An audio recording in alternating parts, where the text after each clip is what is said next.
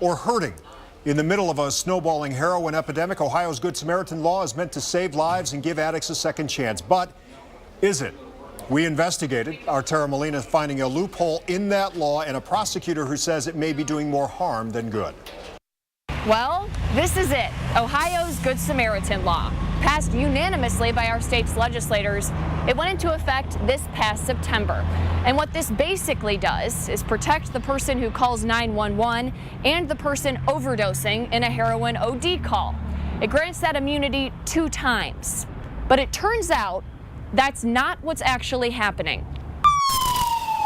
It's happening every single day across the state, in your community, and probably in your neighborhood. I mean, Ohio is the epicenter of heroin. That's why the Good Samaritan Law came to be. An effort to save lives by granting a 911 caller and the person who overdosed immunity. Addicts could use, overdose, have police come out, revive them, and then just do that all over again for several departments and never face any charges. Correct.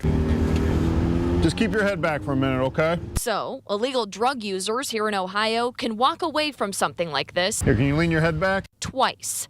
According to the law, they get 2 shots at immunity. Then they can be charged or arrested. And maybe that would happen if anyone was keeping track. There's not a database that I can go to as a prosecutor to find out if they've used up their 2.